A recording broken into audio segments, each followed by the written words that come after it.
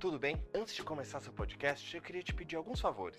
O primeiro é para se inscrever no canal. Deixa o seu like, assim vamos saber que você gosta deste conteúdo. Faz um comentário aqui embaixo para nós, sugestões são sempre bem-vindas. E por último, clica lá no sininho na página da Pump, assim você vai ser lembrado do seu podcast preferido. Agora sim, o seu podcast já vai começar.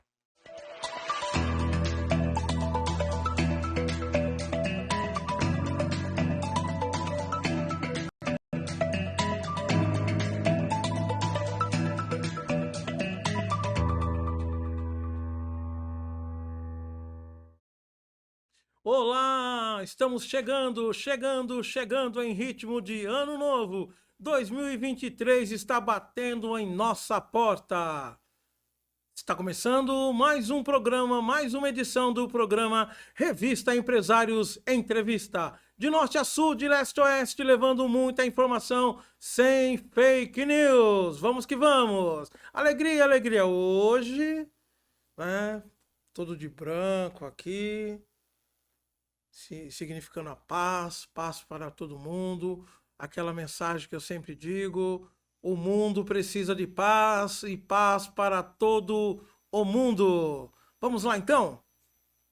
A reforma trabalhista completou 5 anos de vigência no mês de novembro.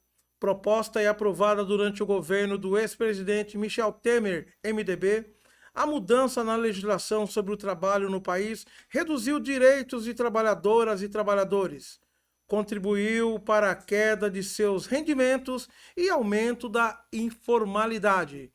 E para falar sobre esse assunto e muito mais, estamos recebendo hoje no programa Revista Empresários Entrevista, Marcos Aurélio Gonçalves, formado em Administração de Empresas, MBA em Controladoria e Auditoria, técnico em Contabilidade, especialização em normas trabalhistas e tributárias, consultor empresarial, palestrante e mentor. Atuação em empresas como Remac Transportes, BMW, Fanavid, Sanval Genéricos, Nextel, Irco e Confrip. Marcos, um grande amigo, meu amigo de infância. Estou muito feliz de estar recebendo no programa de Ano Novo, né? O último programa do ano de 2022. Esse meu grande amigo, jogamos muito bola junto, lá na cidade de Garça, interior de São Paulo, aqui no estado de São Paulo, né? Aprontamos muito, muito, muito. E nem nos meus melhores sonhos, e está previsto isso. Eu do lado de cá, você do lado de lá, e nós vamos começar a bater um papo muito interessante. Seja bem-vindo, meu amigo, ao programa Revista Empresários Entrevista. E me fale aonde você está. Oi, Jamir, tudo bem? É uma satisfação estar participando do seu programa. Há muitos anos nos conhecemos, desde a infância, e é um prazer enorme estar revendo o amigo. Jamir, eu estou falando aqui da cidade de Imperatriz, no Maranhão, no sul do Maranhão, divisa com Pará e Tocantins. Tá longe, hein? Com certeza, com certeza. Hoje aqui o tempo está nublado. Para o pessoal aqui do Nordeste, hoje está frio. Frio com 28 graus e chovendo. Garoado. Eita lá, chuva abençoada, né? Com certeza. Marcos, hoje nós vamos falar sobre um tema assim, bem periquitante, podemos dizer assim, né? Que é sobre a reforma trabalhista, né? Fala pra gente um pouquinho, né? A gente já falou um pouco, eu li aqui o seu mini currículo, você que tem uma experiência enorme nessa área, trabalha há muito tempo, né? Já trabalhou em grandes empresas, viajou bastante o Brasil. E fale pra gente um pouco sobre esse tema, né? A reforma trabalhista, por gentileza. Seja bem-vindo. Obrigado, Jamir. Jamir, é um tema muito complexo, porque nós podemos dizer que a reforma trabalhista ela veio com o objetivo de flexibilizar as relações do trabalho. Mas, infelizmente, antes da promulgação da reforma trabalhista, o período preliminar que deveriam ser debatidos os assuntos da reforma, os sindicatos deveriam reunir com os seus filiados, os empresários debater, os juristas. No Brasil, infelizmente, isso foi deixado de lado. Eu mesmo posso dizer para você, eu fiz várias palestras em 2017, vários workshops, e a demanda não era grande, o pessoal não se interessou. Aí, em novembro, a reforma trabalhista, após 72 anos de CLT, ela entra em vigor. E tudo que é novo causa um alvoroço muito grande em todos os sentidos. Então, nós temos hoje, por exemplo, o problema da livre negociação. Nós sabemos que o Brasil sempre foi um país sindicalizado, onde os sindicatos eles sempre interviam, né, a favor do trabalhador. Uns ou outros, assim, deixavam a desejar. Mas, em grande maioria, era a voz do trabalhador perante o empregador. Então, o trabalhador brasileiro ele não foi educado realmente a chegar no patrão e negociar. Eu digo sempre que a reforma trabalhista ela foi boa para classes A e B. Mas o que são classes A e B, Marcos? A classe A e B são diretores, gerentes, e, entendeu? Essas pessoas que têm, por exemplo, ganham acima de 8 salários mínimos, a partir de 10 salários mínimos. Por quê? Eles têm como fazer uma livre negociação. São pessoas que têm cargos interessantes. Agora, a classe C e D, que eu digo que são analistas, coordenadores, supervisores, auxiliares, de um modo geral, esse pessoal não tem poder de negociação, porque o mercado é muito cruel para eles, né? Por exemplo, se você tem um profissional hoje que você acha que deve demiti-lo, você terá 4 ou 5 no mercado esperando para suprir essa necessidade. Com certeza, com certeza. Então, não há como ter livre negociação nesse sentido. Ô, Marcos, deixa eu fazer uma pergunta, já pegando o gancho do que você está falando aí. Essa semana finalizou aqui no Brasil, né, a greve dos aeronautas, né? E, como você disse, assim, esse grupo tem um poder aqui sim aquisitivo maior e eles podem pressionar fazendo a paralisação de uma hora, onde que deixou assim uma hora, prejudicou todas as viagens, né, a maioria das viagens aqui dentro do Brasil, né? Seria mais ou menos isso, esse poder de negociação que você fala? Exatamente, Jamir, porque o aeronauta, por exemplo, é uma atividade essencial. Metroviário, por exemplo, eles não dependem exclusivamente do sindicato para negociar, eles têm poder de barganha. Ou seja, então, quer dizer, se nós pararmos, vai causar um colapso. Entendeu? Então, o que acontece? Os empresários, os governadores, quando se trata de estatais ou empresas privadas, eles vão procurar solucionar o problema. Porque ali fere a imagem da companhia, a imagem da empresa. Sim. Mas quando é o pessoal da classe C e D, como eu disse... Que é o pessoal do chão de fábrica. Exatamente, o pessoal do chão de fábrica, né? Como eu disse, os analistas administrativos. Esse pessoal dependia muito do sindicato, entendeu? E hoje eles não têm mais essa voz. Inclusive, na reforma trabalhista, tem um artigo que diz, a partir de X salário, acho que hoje é 12 mil reais, se não me falha a memória, você participa de livre negociação, entendeu? E concurso superior. Agora, eu conheço pessoas, por exemplo, que são técnicos, que não têm curso superior, mas dependendo da atividade, ganha mais de 15 mil reais. Entendeu? Sim. Mas por não ter curso superior, ele está fora da livre negociação. Então, é um erro da reforma trabalhista que isso precisa ser revisto urgentemente. Então, ela foi colocada em prática, mas não só por culpa do governo federal, mas também por maior culpa dos sindicalistas, dos trabalhadores, dos próprios empresários, que não procuraram debater com antecedência os pontos positivos e negativos da reforma trabalhista. Então, você acha que a reforma assim, ela prejudicou não só o trabalhador, mas também a classe empresarial em alguns pontos? Jamir, eu não digo que a reforma trabalhista ela foi prejudicial à classe empresarial. Pelo contrário, ela foi benéfica. Ela veio, na minha opinião, prejudicar, como eu disse, as classes C e D dos trabalhadores, entendeu? Porque muitos direitos, Jamir, nós vamos ver mais para frente, foram deixados de lado, foram perdidos.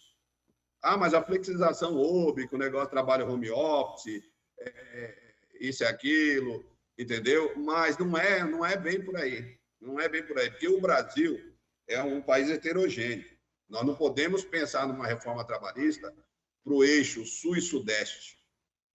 Nós temos que pensar os reflexos da reforma trabalhista no eixo norte e nordeste. Porque aqui, na verdade, tem algumas grandes empresas, mas a sua maior parte são pequenas e médias empresas. E as grandes estão aqui no sul e sudeste, onde, né? Onde, na realidade, os trabalhadores praticamente ficam alijados dos grandes benefícios, entendeu? Porque o sindicato é fraco, o sindicato não intercede por eles, o sindicato é mais patronal do que laboral, e assim vai por diante. Você falando na parte do sindicato, né? A gente percebeu que muitas grandes empresas que estavam no sul, no sudeste, foram para o norte, nordeste, né? Essas regiões, levando toda a sua planta para esses locais, né? Você acha que essa mudança que teve dessas grandes empresas, levando as suas plantas industriais para esses locais, você acha que foi por causa assim de salários menores, não assim, não há um sindicato forte também? Você acha que houve isso também colaborou para que essas empresas mudassem de alguns estados mais fortes para ir para o norte e nordeste? Jamir, aí envolve muita coisa. A primeira questão aí seria a questão tributária, tá? Os benefícios que são dados a essas empresas que vêm para o norte e nordeste. Segundo, seria a mão de obra barata. Ou seja, na realidade, se você pegar uma Suzano, por exemplo, uma multinacional de grande porte aqui no Nordeste, e comparar o salário de um mesmo profissional aí em São Paulo, faz as mesmas atividades, tem a mesma formação, o salário dele é praticamente 40%, 60% menor. Nossa. Tem uma disparidade muito grande. Não dá para dizer, por exemplo, vou dar um exemplo para você, um gerente de controladoria aí, vamos supor, numa multinacional dessa, um salário de R$20 mil. Com certeza, aqui no Nordeste, ele não vai ganhar mais do que R$10 mil. Não ganha. E faz a mesma coisa. Porque a política tributária é uma só. Sim, sim. O que tem disparidade, às vezes, é no cálculo do ICMS. Mas a questão das obrigações fiscais, tributárias, são as mesmas. Então, quer dizer, a valorização, por exemplo, quando vem alguém do Sul e Sudeste morar no Nordeste, porque eles não encontraram a mão de obra específica aqui, aí tudo bem, ele vem com o mesmo salário do Sudeste. Porque não pode, né, retroagir o salário, a lei não permite. Sim, vem com outros benefícios, moradia, veículo, passagem, escola de filhos, é outro patamar, é outra coisa. Entendeu? Eu digo isso porque eu estou há 10 anos aqui no Maranhão e comecei a trabalhar com consultoria, tanto a consultoria empresarial quanto a trabalhista, né? E eu vejo que tem grandes profissionais capacitados, que muitos deles já foram embora daqui, foram para o Sul e Sudeste, porque não são reconhecidos financeiramente. Trabalham bem, mas as empresas exploram a mão de obra barata. Esse é o problema maior, né? E como mudar esse jeito aí? Tem como mudar ou você acha assim que... Jamir, nós vivemos num país da desigualdade, porque enquanto não mudar essa visão de que o ser nordestino ele é inferior ao sulino e ao pessoal do Nordeste, isso não vai mudar, Jamir. Isso não vai mudar. Porque acontece o seguinte, amigo, eu já vivia, você sabe muito bem, desde que eu nasci, 38 anos morando em São Paulo, eu digo para você uma coisa, a nossa visão em relação ao Nordeste, eu digo isso porque eu também via dessa forma, é de inferioridade. Ou lá as coisas chegam depois, não sei o quê, o pessoal não estuda, não, aqui tem boas universidades federais, universidades estaduais, aqui o pessoal faz pós-graduação, faz tudo, entendeu? Só que, infelizmente, esse preconceito com relação ao pessoal do Nordeste é que os torna inferiores salarialmente falando. E você acha que a mídia poderia colaborar para informar as pessoas, né? Eu acho que a mídia tem tanto os jornais, quanto as rádios, as TVs, ou as web TVs, como nós estamos batendo papo aqui hoje, né? Através da Pump, que produz o programa Revista Empresários Entrevista. Você acha que através dos meios de comunicação ampliarem a divulgação, porque não é mostrado muito, eu vejo que nos meios de comunicação não chega a informação correta. Você acha que isso também é culpa dos meios de comunicação, de não informar, de não mostrar essa realidade que o que está acontecendo aí? Jamil, perfeitamente. Sua colocação foi de extrema importância. Jamil, você percebeu uma coisa: nós temos grandes veículos de comunicação no Brasil. Vamos colocar Rede Globo, Bandeirantes, SBT. São os 3 maiores, correto? Sim. Todos eles têm filiais no Norte e no Nordeste, retransmissora. A programação local, Jamil, ela é passada simplesmente aqui para a região. Você não vê um programa do Norte e Nordeste a nível nacional. Você não vê. O único programa que eu me lembro do Nordeste é o São João, que a Globo passa meia-noite. A festa. Ou alguma coisa naquele Globo Rural, alguma coisa nessa questão. Sim. Fora isso, Jamil, não tem. Aqui nós temos peças teatrais maravilhosas, grandes atores, grandes escritores, grandes cantores, mas não tem espaço. Não tem espaço. Como diz, né? Há um muro. Você vai até Goiânia. De Goiânia para frente, você não passa. Entendi. Infelizmente. Então, foi que o presidente eleito falou. Ele precisa, na cultura, trazer esse pessoal, mostrar em rede nacional o que é feito no Pará, o que é feito no Maranhão, entendeu? Porque é assim, já, se você observar bem, na concepção geral, o nordestino ele é feito para atender o pessoal do Sul e Sudeste em época de veraneio, quando vem passar férias. Ou tem pousada, ou trabalham em hotéis, ou são donos de hotéis, são guias turísticos. Não, mas o Nordeste não é só isso. O Nordeste tem médicos, o Nordeste tem grandes empresários, tem grandes investidores. Nós temos aqui no Nordeste o agronegócio, nós temos o cacau, que é muito forte, nós temos a pesca, entendeu? O Nordeste, na verdade, ele é parte integrante da União. Ele não tem mais aquela visão, o Nordeste, como você vê, né? Houve agora, na época da eleição, aquela coisa discriminatória, que o Nordeste vive de Bolsa Família.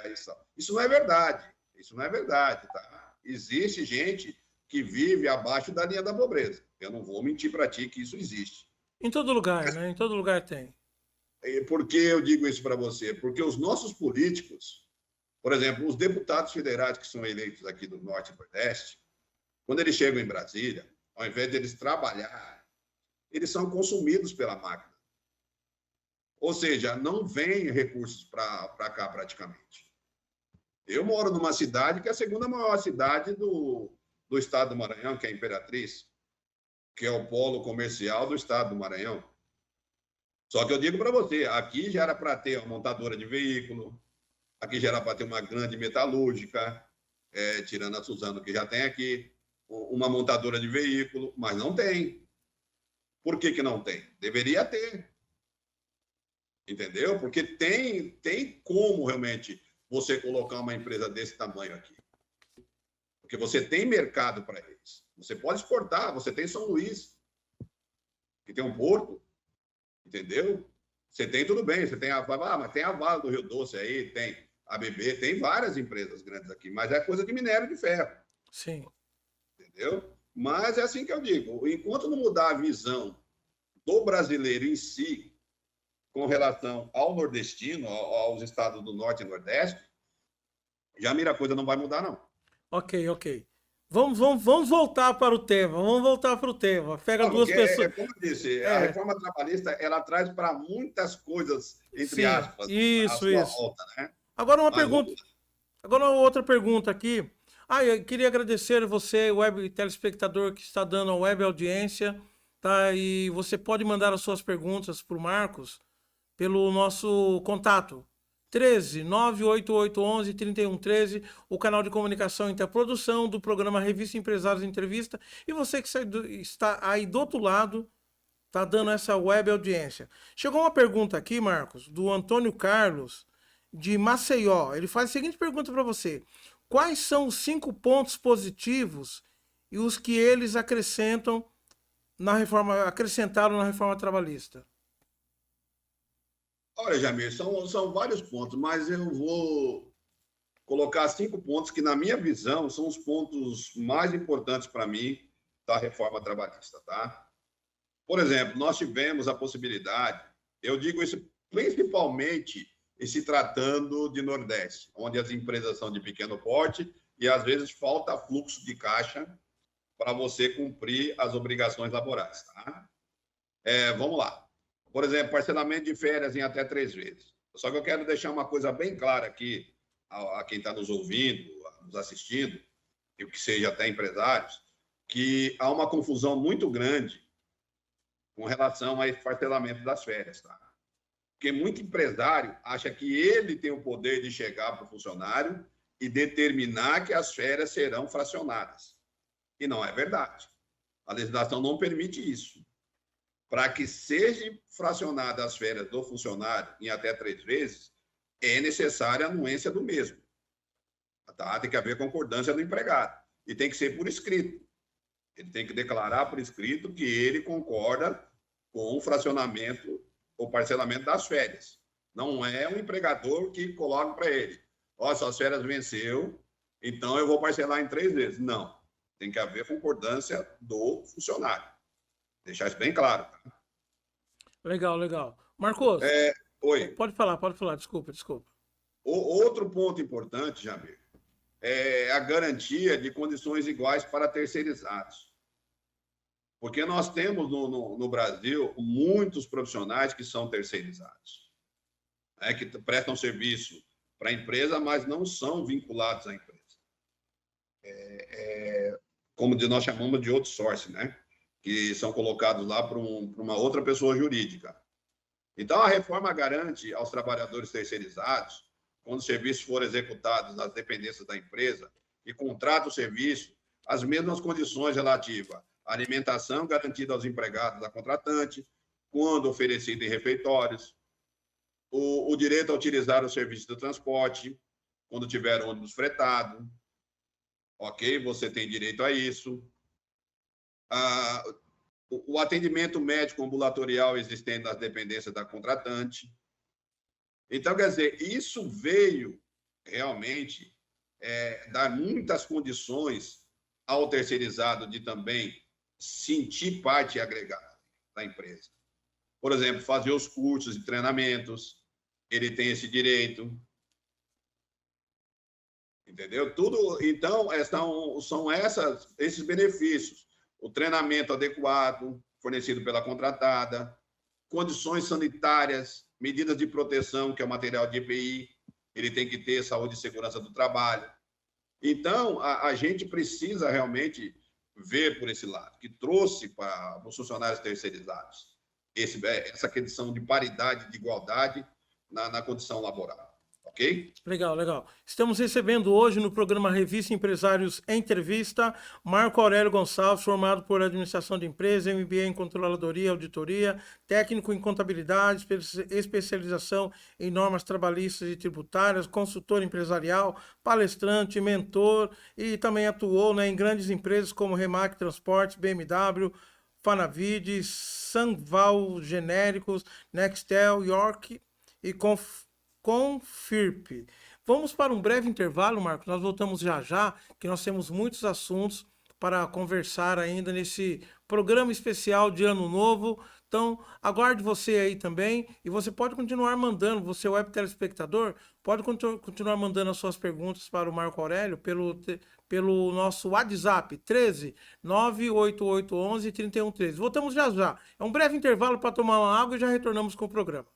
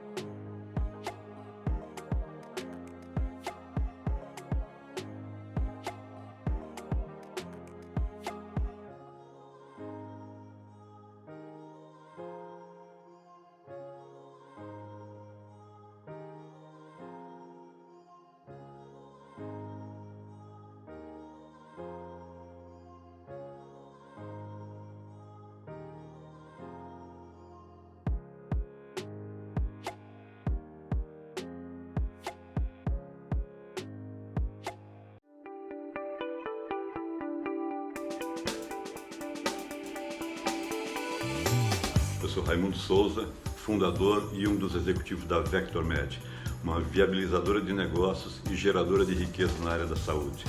Nós atuamos em 3 eixos competitivos: consultoria estratégica, aceleração de negócios e mentoria qualificada. Ao longo dos últimos 25 anos, nós temos presenciado a capacidade extraordinária que as pessoas têm de produzir riquezas e gerar resultados cada vez melhores para os seus negócios. E para isso se utilizam de uma metodologia vencedora e apoio e orientação de mentores altamente qualificados. Isso é o que nós fazemos ao longo desse tempo, atuando no Brasil, fora do Brasil, em organizações grandes, médias e pequenas. Se você desejar nos conhecer mais, acesse vectormed.com.br. Nós teremos imenso prazer em interagir com você. Falei que era rapidinho, estamos de volta com o segundo bloco de entrevistas do programa Revista Empresários Entrevista. Marco Aurélio, cadê você? Ah, apareceu aí. E tinha falado aqui numa pergunta, né, quais os 5 pontos positivos e o que eles acrescentaram na reforma trabalhista. Pode dar sequência, né? Você tinha falado, acho que 2 ou 3 no bloco anterior. Isso. Nós vamos lá. O terceiro ponto que eu acho importante: a desburocratização para receber o seguro-desemprego e sacar o FGTS. A reforma excluiu a necessidade de homologação da rescisão de contrato de trabalho pelo sindicato ao Ministério do Trabalho, tá? Para que o empregado dispensado sem justa causa possa pedir o seguro-desemprego e sacar o FGTS. Hoje, basta a anotação da rescisão em sua carteira de trabalho, né, a CTPS, e a comunicação do empregador aos órgãos competentes, o que vai, com certeza, deixa o procedimento mais rápido, tá? A outra questão é a permissão da rescisão do contrato de trabalho por comum acordo. Por que eu acho importante isso? Porque antigamente nós chamávamos aqueles acordos de gaveta, entre aspas, que o funcionário estava descontente na empresa, aí a empresa não queria demiti-lo por causa da multa rescisória e tudo mais, e ficava o funcionário descontente e a empresa sofrendo com ele. Aí a reforma trabalhista trouxe a rescisão de contrato por comum acordo. Por quê? Passou a ser permitido que o trabalhador e a empresa possam rescindir o contrato de trabalho por comum acordo. Nessa hipótese, o trabalhador recebe metade do aviso prévio e da indenização pela rescisão, ou seja, 20%, e integralmente as demais verbas que ele tem direito. Ou seja, a única desvantagem que ele tem, por ele ter feito o acordo, né, e não ter sido demitido sem justa causa, é o seguro-desemprego que ele não terá direito. E ele também não sacará integralmente o seu FGTS, somente 80% do valor depositado na Caixa Econômica Federal. Tá? Mas, no demais, ele recebe as suas verbas normalmente. Outra coisa que eu acho importante, a questão do horário de almoço de 30 minutos. A reforma também permite que a convenção ou acordo coletivo diminua o horário do almoço e descanso na jornada de pelo menos 6 horas diárias, de 1 hora para 30 minutos, para alguns profissionais. Isso pode significar uma vantagem, já que poderão retornar mais cedo ao trabalho. Só que tem uma coisa, esta redução, ela precisa estar acordada através do sindicato e por escrito. É um acordo. Você não pode simplesmente... Por exemplo, eu vou dar um exemplo claro aqui. Aqui no Nordeste, por exemplo, as empresas têm costume de dar 2 horas de almoço porque o pessoal costuma almoçar em casa. Vamos supor que uma empresa agora está com uma demanda alta, ela chega e fala, não, esses 3 dias você vai simplesmente fazer 1 hora de almoço. Esta 1 hora que ele trabalhou fica como hora extra. Ele tem que receber com acréscimo. Ah, mas eu tenho banco de horas. Não. Nada a ver. Essas horas suprimidas do funcionário no seu horário de almoço precisam ser pagas como hora extra. Ela é diferente das horas que você tem no final do expediente, onde você faz hora extra e você tem como um acordo criado um banco de horas para descanso posterior. E as horas que sobrarem, você paga em caráter extraordinário. São questões diferentes. Se você suprimir a hora de almoço de alimentação do seu funcionário em 30 ou 1 hora que seja, você vai ter que pagar essas horas com acréscimo. Que ele está tirando, né? Diminuindo o horário de descanso, de almoço. Sim, não tem que. Aqui estava acontecendo do pessoal suprimir e jogar em banco de horas. Isso é proibido, tá? Isso é proibido. Você tem que pagar em hora extra. Ah, mas no outro dia eu dou 3 horas de almoço para ele. Nada disso. São horas sagradas, como a gente chama. Ok? Ok. Vamos lá. O William Casas, de São Paulo. Ele pergunta quais os 5 pontos negativos e o prejuízo para os trabalhadores. E qual foi o prejuízo para os trabalhadores? Boa pergunta. Reforma não se vive só de alegria, né? Agora é a hora triste. Bom, Jamil, que eu julgo os pontos negativos. Tem mais, mas eu vou enumerar 5. Tá? Por exemplo, o fim da assistência gratuita na rescisão do contrato de trabalho. O que significou, Jamil? Por exemplo, anteriormente você pagava a contribuição sindical quando você era demitido. Quem fazia a avaliação se as verbas rescisórias, se o cálculo das verbas rescisórias estavam corretos, era o sindicato para você. Ele homologava. Então, gratuitamente. Hoje, o funcionário é demitido, ou ele confia nos cálculos da empresa, ou ele tem alguém externo que pode fazer o cálculo para ele, analisar a rescisão, ou ele vai ter que pagar no advogado, para ver se as verbas rescisórias dele estão calculadas de forma correta. Então, eu acho que isso é muito errado. Ok? Outro ponto, Jamil. Autorização da dispensa coletiva sem intervenção sindical. Isso foi o mais grave, Jamil. Isso foi o mais grave, como eu digo, jogaram o trabalhador como diz, no quarto escuro. O que significa isso? Autorização da dispensa coletiva sem intervenção sindical. Muitos de vocês vão lembrar que na década de 80, na década de 90, as grandes montadoras, que nem Volkswagen, Ford, Mercedes, em muitas situações ela mandava aquela leva de profissionais embora, não mandava? Sim, eu lembro disso. Aí Passava nas TVs, era aquele corre-corre, exatamente. protesto. Aí ela oferecia benefícios. Mas quem intercedia por isso? Era o sindicato. O sindicato sentava com a diretoria da empresa, a parte de recursos humanos, e decidia, olha, vocês vão mandar essa leva de funcionários embora, mas vocês vão conceder para eles 6 meses de cesta básica, 6 meses ou 1 ano de convênio médico, vocês vão conceder para eles mais outras coisas, tá? Que eles não ficassem, né, sofrendo, né? Hoje em dia, Jamil, isso acabou. Isso acabou. Por exemplo, eu sou gerente de recursos humanos de uma empresa. Aí o meu CEO chega para mim e fala assim, olha, Marcos, amanhã de manhã, você escolhe que nós vamos mandar 30 funcionários embora de uma vez só. Aí eu vou lá e escolho. Eu não tenho mais que comunicar ao sindicato. Eu simplesmente chamo o pessoal, explico a situação, que a empresa, infelizmente, pela situação financeira, vai ter que demiti-los, apresento, não vou cumprir aviso prévio, eles assinam o aviso, marco o dia entendeu? Da rescisão contratual deles, e fica por isso mesmo. Você falando nisso, Marcos, me surgiu aqui uma questão que a Caoa, né, a Caoa Sherry, ela demitiu vários funcionários na planta dela, acho que em São José dos Campos, e porque ela passou a eletrificar todos os carros, né? E me parece que foi assim, ela chegou um dia lá, os empresários chegaram, vamos desativar a planta aqui, porque nós vamos eletrificar todos os carros, a partir de amanhã vocês não trabalham mais conosco, né? Aconteceu isso também, se eu não me engano. Então, isso deixou o funcionário vulnerável, tá?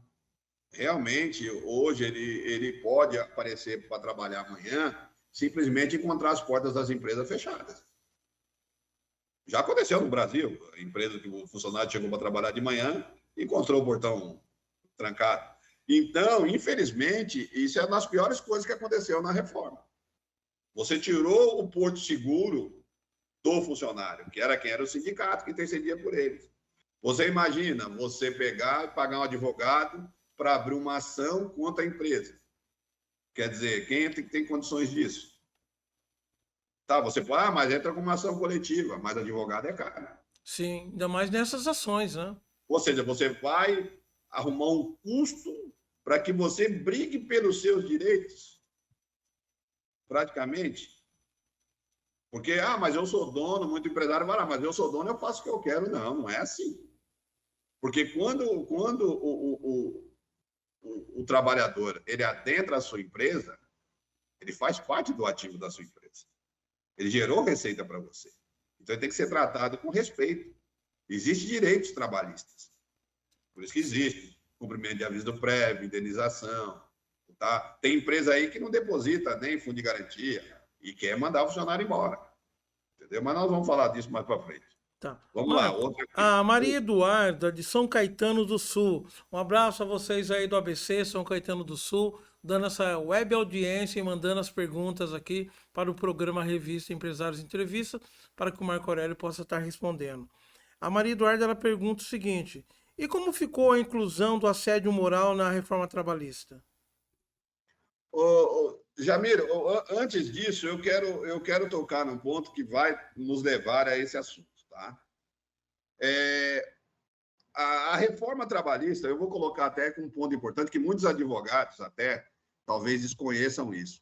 Eu fui o precursor aqui no Maranhão, quando eu estava fazendo consultoria numa empresa de aviação, tinha muitos pilotos que pediram demissão, né?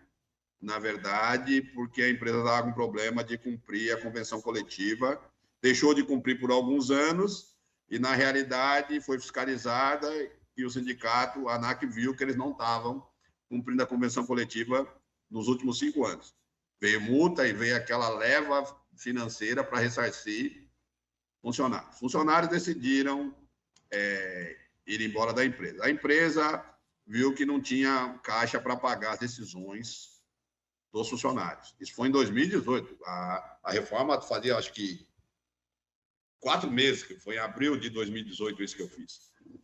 Aí eu vasculhei a reforma trabalhista, que eu gosto muito de ler, e eu encontrei na reforma trabalhista o artigo 855B, tá? Que ele trata muito, porque ele trata de uma forma o seguinte: tem um artigo 477 que trata da multa quando você excede o prazo para pagar as verbas rescisórias, tá? Tem multa? Tem.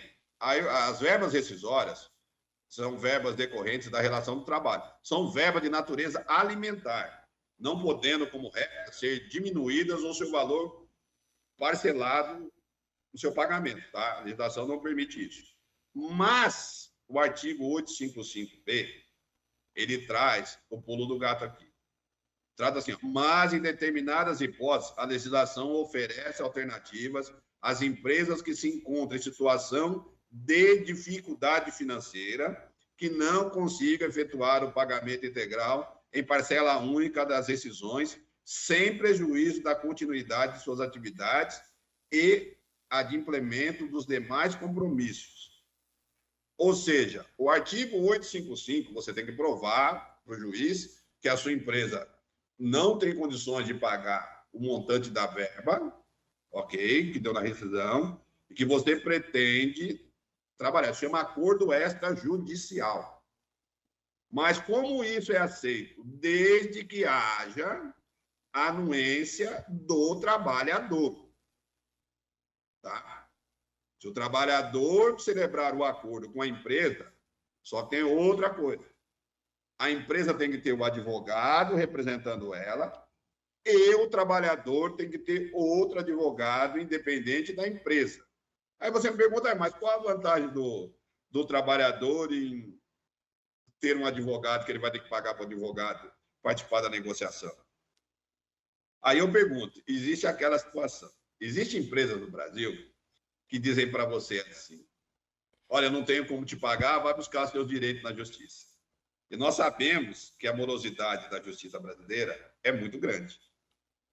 Às vezes, num acordo extrajudicial, ele pode receber aquilo em parcelas até 12 ou 24 vezes o máximo. E ele quita aquilo, entendeu? Só que é o seguinte, deixa eu deixar claro, o fundo de garantia não entra no acordo extrajudicial, ok? O que entra são as verbas rescisórias. A multa e o FGTS depositado é direito de saque do funcionário. E ele também não é impedido de receber o seguro-desemprego.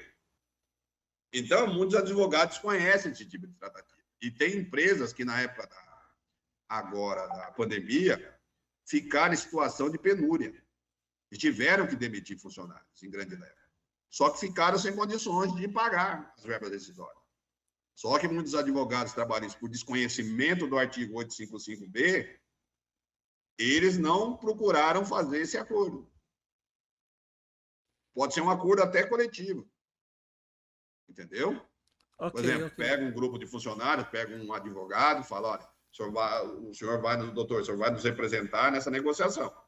Ele vai representa o grupo de funcionários. Quantas parcelas nós queremos em 12? O juiz vai arbitrar isso. Olha, empresa, dá para pagar em 12 vezes? Não, eu consigo pagar em 16. Então, tá bom para vocês? Tudo bem. Os juros, tem tudo. Só que se a empresa deixar de pagar uma parcela, ela tem que pagar tudo à vista. Ela tem que pagar tudo à vista. Se ela atrasar um dia sequer, por exemplo, ocorreu um caso de um funcionário que caiu num feriado e a empresa foi depositar depois. Tinha que antecipar, se ela sabia teve que pagar as verbas dele por questão de horas.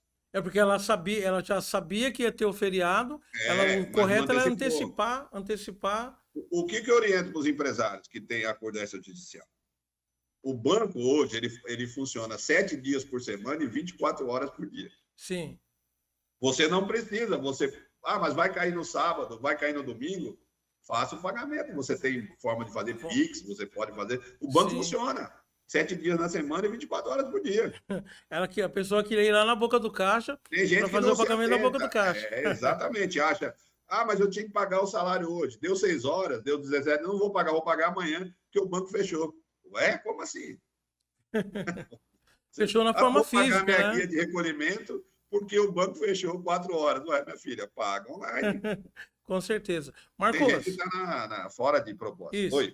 Tá chegando mais perguntas aqui. Eu gostaria de agradecer a todas as pessoas que estão dando essa web audiência. Como eu disse no início do programa, né?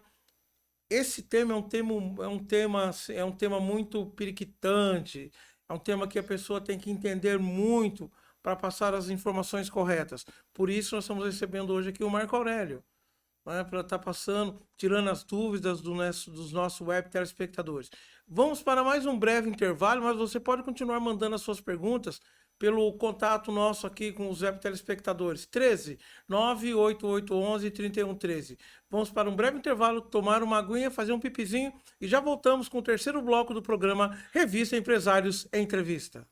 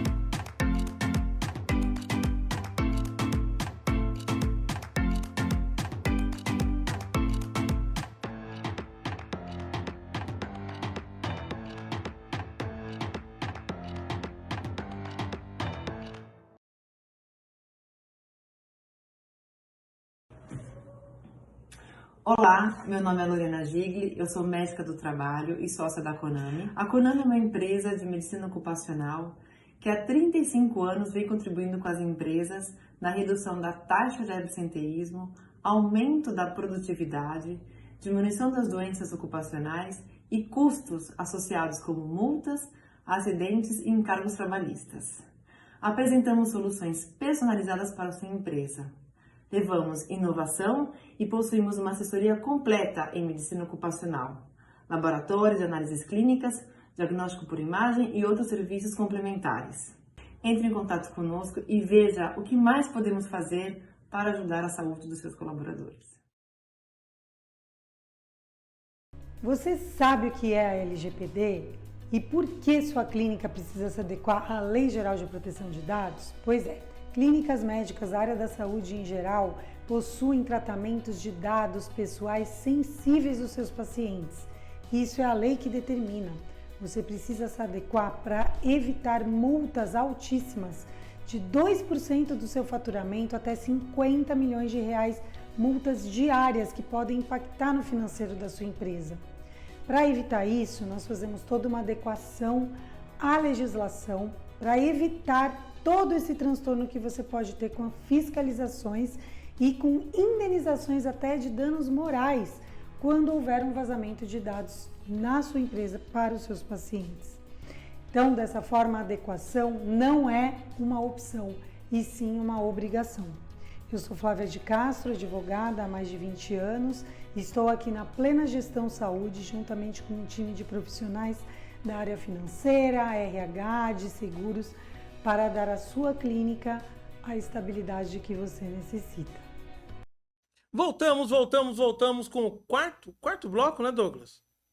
Terceiro bloco do programa Revista Empresários em Entrevista. Hoje estamos falando sobre a reforma trabalhista, estamos recebendo aqui o meu grande amigo de infância, Marco Aurélio Gonçalves, formado em Administração de Empresas, MBA em Controladoria e Auditoria, técnico em Contabilidade, especialização em normas trabalhistas e tributárias, consultor empresarial, palestrante e mentor. Ele atuou em grandes empresas como Remac, Transportes, BMW, Fanavides, Sanval, Genéricos, Nextel, dentre outras. E sobre a reforma trabalhista, estamos falando aqui também, estou pegando minha colinha aqui, ó. Colinha para não esquecer, para não passar vergonha, né? Estamos falando sobre assédio moral. E o Marcos estava comentando comigo, na hora que nós estávamos aqui tomando um cafezinho, bebendo uma aguinha, né? Ele falou, Jamir, essa parte do assédio moral é uma área muito complicada. Porque às vezes a pessoa não entende, tem os mimimis, tem os mamamá. Marcos, fala pra gente mais um pouquinho sobre assédio moral na reforma trabalhista. Bom, Jamir, E como tanto o empresário como o trabalhador também pode lidar, né, com assédio moral. Jamir, isso é uma coisa recorrente hoje nas empresas brasileiras, tá? Com a reforma trabalhista foi acrescido o artigo 223A ao 223G, que trata do assédio moral, dano moral, na forma laboral. Nós temos também a questão do artigo 932 do Código do Processo Civil, mas eu vou tentar aqui falar um pouco do assédio moral, que é um tema recorrente hoje no Brasil. Bom, o que é o assédio e quais os tipos de assédio? Assédio é um termo utilizado para designar toda conduta, Jamir, de constrangimento psicológico ou físico à pessoa, podendo ser classificado dois tipos, o assédio moral ou o dano moral. O que é o assédio moral? É a exposição do trabalhador em situações humilhantes e constrangedoras, repetitivas e prolongadas durante a jornada de trabalho e no exercício das funções profissionais. É mais comum em relações hierárquicas autoritárias. Vamos lá. O que é o dano moral? Dano moral é aquele que repercute no íntimo de uma pessoa, sendo provocado por ação ou omissão de outrem, e que causa dor ou qualquer sentimento possível de gerar efeitos sobre o estado psicológico da pessoa. Ok? Essa é a diferença entre assédio moral e dano moral. Jamir, agora nós vamos fazer o seguinte, nós vamos falar sobre isso, assédio à luz do direito do trabalho. Tá? No direito do trabalho está previsto o assédio moral, uma vez se trata do ramo do direito destinado a regular as relações entre empregados e empregadores, sendo o princípio basilar a proteção jurídica do trabalhador, que deve ter a sua dignidade humana preservada e reparada em caso de violação. São os artigos 223A a 223G da CLT, que foi incorporado pela reforma trabalhista. Então, Jamir, a obrigação de indenizar surge toda vez que o patrimônio moral, quer do empregado, quer do empregador, reste desrespeitado ou agredido. Toda vez que verificar ofensa ou lesão à dignidade ou qualquer outro valor íntimo de qualquer das partes do contrato de trabalho, havendo inequívoca relação de causa e efeito entre o ato ilícito, ação ou omissão, e o dano experimentado. Então, a visão do assédio à luz do direito do trabalho é essa. Então, nós vamos aqui agora. Você me pergunta aqui, quais são os tipos, os métodos de assédio? Olha, Jamir, tem vários. É porque a gente é porque a gente ouve falar em assédio moral, né? E às vezes nós não sabemos o que é assédio, o que não é, porque vai muito da interpretação também da pessoa que está julgando ou da pessoa que sofreu o assédio. Eu tô errado ou não? Não, é verdade, porque existe um método de assédio. Qual é esse método? O assédio moral, normalmente, ele é praticado contra os empregados que possuem estabilidade provisória no emprego, como as gestantes, os representantes sindicais e os acidentados, por exemplo. Pois as empresas querem se ver livres de tais trabalhadores, mas não estão dispostas a pagar a indenização devida para rescindir seus contratos de trabalho. Ou seja, então começa a criar aquela coisa de pressão, aquelas coisas de assediamento moral, para que ele psicologicamente se sinta abalado, se sinta constrangido e vá lá e pede demissão. Isso é um erro, ok? Isso não é moral, isso é amoral, tá? Então, nós vamos ver aqui agora, para você ter uma ideia, quais são os métodos de assédio, Jamir?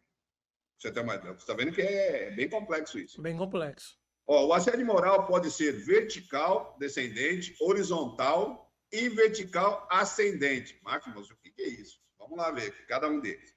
O vertical descendente, Jamir, é o ato cometido por qualquer superior hierárquico, como o diretor, o gerente, o assessor, o chefe, o supervisor, etc. Porque vem de cima para baixo, ok? O assédio moral horizontal é cometido por colegas de trabalho, manifesto por meio de brincadeiras maldosas, gracejos, piadas e menosprezos. Isso é comum nas empresas, tá? Esse é o chamado assédio moral horizontal. Aí vem o assédio moral vertical ascendente. Mas existe isso? Sim. O que é isso? É o típico caso do assédio moral que parte de um ou vários subordinados contra o superior hierárquico. Mas existe isso? Existe. Existe sim. E como existe? Se você, por exemplo, tem um chefe que você não gosta dele, e você tem um subchefe que é amigo de todo mundo, você vai reunir, ou você mesmo vai reunir um grupo para demonizar a vida dessa pessoa dentro da empresa. Esse é o assédio moral vertical ascendente. E nesse caso, Marcos, quando há esse assédio moral descendente, né? Que quem sofre o assédio seria o chefe, a pessoa ali, o gerente, no caso. Não, esse né? é o ascendente. Esse é o ascendente. Então vamos no ascendente primeiro. Quando a pessoa que está aqui em cima, ela começa a receber de quem está embaixo o assédio moral, tá? Sim. Ele pode entrar com ação também, e essas pessoas que estão promovendo esse assédio moral nele possam ser penalizadas e pagar, entrar com perdas e danos também? Jamir, isso é uma coisa normal. O direito que o Pedro tem, o Francisco também tem. Tá? O que bate em Chico também bate em Francisco. Isso. Então é o seguinte, Jamir, quando é de forma ascendente, existe um poder maior.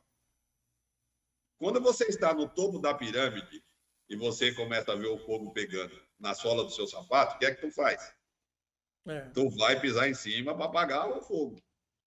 Ele tem o poder de demitir essas pessoas. Ele tem o poder de dar advertência, ele tem o poder de chamar essas pessoas para entender o porquê disso. Se a pessoa continuar, ele pode aplicar uma justa causa, desde que ele tenha prova. Olha, eu apliquei a advertência verbal, a advertência escrita, dei suspensão, e a pessoa continua recaindo. Tem testemunha? Tem testemunha. Vai aplicar o artigo 482? Vamos aplicar o artigo 482. Aí é justa causa. Entendeu? Ele tem meios diferentes da vertical descendente. Certo. Onde o quê? O funcionário ele não tem o poder de mandar o assediador embora. Ou ele comunica à empresa e a empresa toma atitude com o seu superior, ou ele busca a justiça do trabalho. Entendeu? Certo. Mas aí tem que ficar claro uma coisa. Quando se busca a justiça do trabalho, quem sofre a sanção não é o assediador, é a empresa. A empresa, ok. É a empresa. Por que a empresa? Porque o fato se deu no horário laboral. Sim. Tá? Mas a empresa, se ela for punida, como é que ela vai ser ressarcida se ela não teve culpa? Teve culpa. Porque se o funcionário relatou o fato por N vezes, a empresa fez vistas grossas, não tomou atitude, o funcionário só viu a saída de buscar o quê? Os seus direitos na justiça do trabalho. Ok? E o funcionário também pode, Jamir, rescindir o seu contrato com todos os direitos trabalhistas, como se ele estivesse pedindo demissão. Ok. Marcos, eu sei que a conversa tá boa, tem muita coisa, você mesmo disse que é um tema assim que tem muito para se falar, mas vamos assim, ó, o Douglas já tá me falando aqui no ponto, tá vendo o ponto aqui, ó, no meu ouvido, que sim, vamos para mais um breve intervalo comercial, a gente volta já. Não saiam daí, vocês podem continuar mandando as perguntas pelo nosso canal de comunicação, 13988113113, é o nosso canal de comunicação entre você que está aí dando uma web audiência com o pessoal que faz aqui, que nos ajuda aqui a fazer a cada dia mais um programa interessante, o programa Revista Empresários Entrevista.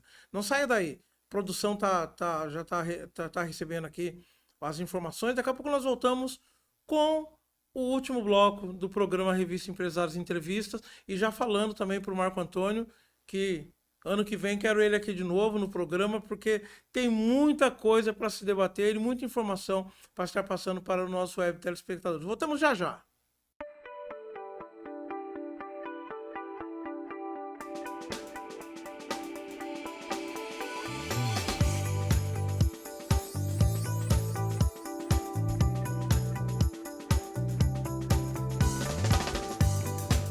A intenção que a gente tinha era ter um espaço assim, humanizado, um espaço que o paciente chegasse e tivesse o conforto como se ele estivesse na casa dele. Então a intenção era trazer mesmo, tirar aquela coisa de consultório, né, odontológico. Ninguém gosta de fazer um tratamento odontológico, todo mundo foge.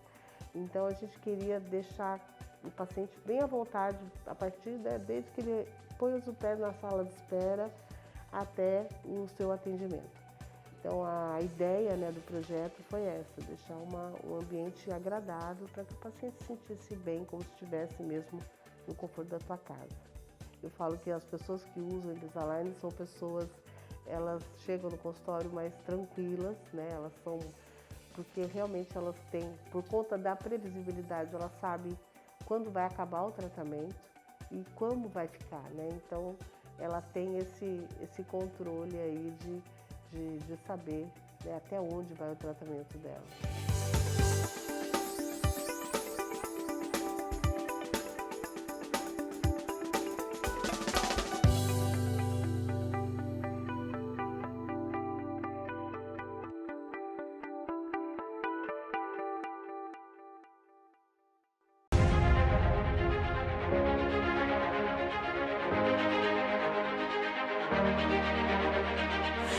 A revista Empresários, no formato digital, está presente em mais de 30 países, destacando o que há de mais importante no mundo empresarial.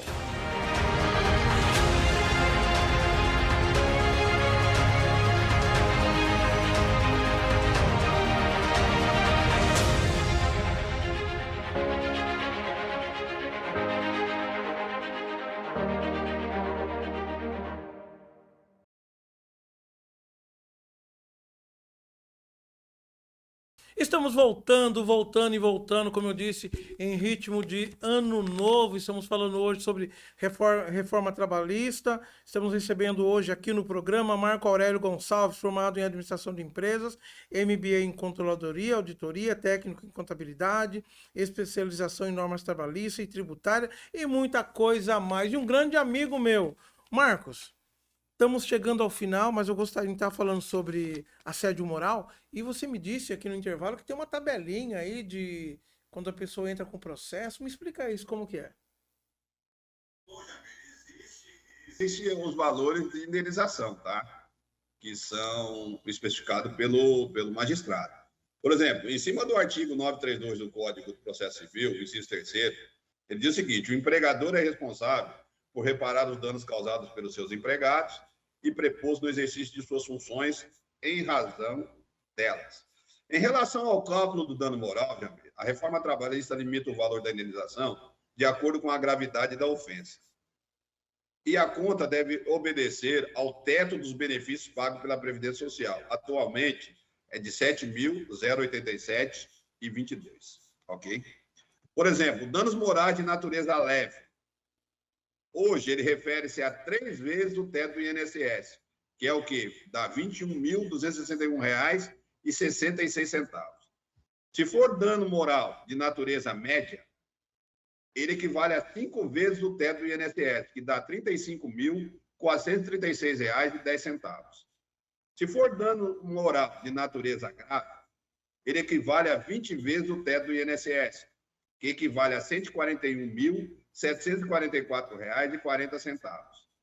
Danos morais de natureza gravíssima equivale a 50 vezes o teto do INSS, que hoje chega a R$ 354.361. Então, você observa, Jamil, que a multa não é brincadeira. Não é fácil. Por exemplo, acontece um caso de assédio moral, de natureza grave, que o magistrado determina, foi um caso de natureza gravíssima.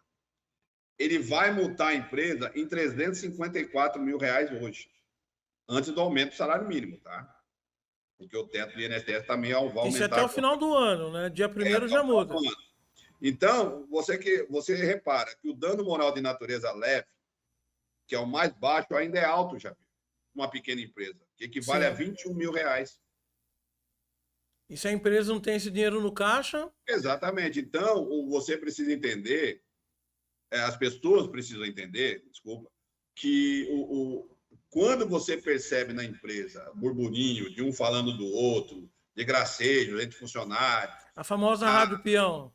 Exatamente. Aquela pessoa está ficando constrangida, a produtividade dela caiu, ela está ficando calada.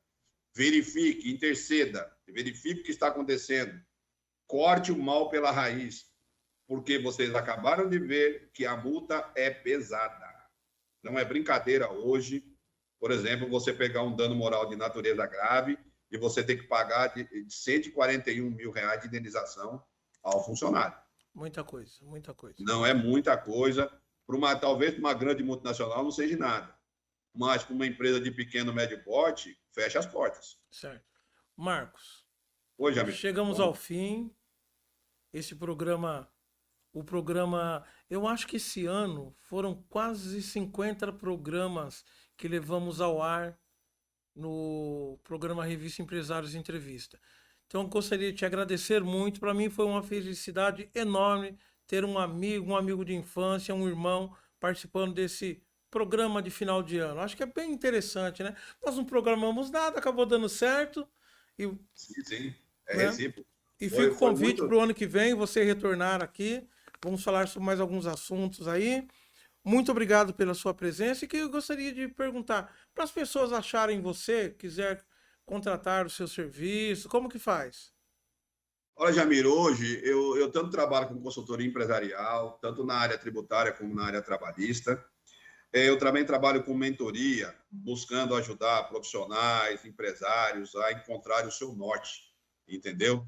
Então, você pode me encontrar através do telefone. O DDD é 99-98244-8898 ou pelo e-mail marcos marcosppm93@gmail.com. Marcos P de pato, M de Maria 93@gmail.com. Também estou no Instagram, tá? É marcosppm93, tá? @marcosppm93, estou no Instagram. E vocês podem realmente ter a certeza de que hoje a mentoria é uma das coisas mais importantes na vida de um ser humano. Tá? Eu digo isso porque tem pessoas que, na verdade, se reencontram para a vida profissional. É diferente de coach, tá? O mentor, ele usa a sua experiência, o seu conhecimento de vida, de experiência profissional, para encurtar os caminhos para que as pessoas encontrem soluções para os problemas do seu cotidiano profissional. E muitas vezes até pessoal também, porque o mentor acaba se tornando um amigo dessa pessoa. Ok, mas muito obrigado, um feliz ano novo para você, para os seus Igualmente, familiares, Jamir. e vai uma mensagem para você. Isso, a todos os espectadores aí. Acredite sempre em Deus, que você Com sabe, certeza. nada acontece na nossa vida, ou uma folha cai numa árvore, se não for pela vontade de Deus. Fica essa mensagem. Agora, guarda aí. Gostaria de agradecer aos web telespectadores, você que acompanhou o programa Revista Empresários, entrevista durante todo o ano, deu essa web audiência. Muito obrigado mesmo. Até a semana que vem, até o ano que vem com mais um programa. E tem uma mensagem para vocês aí. Douglas, manda bala.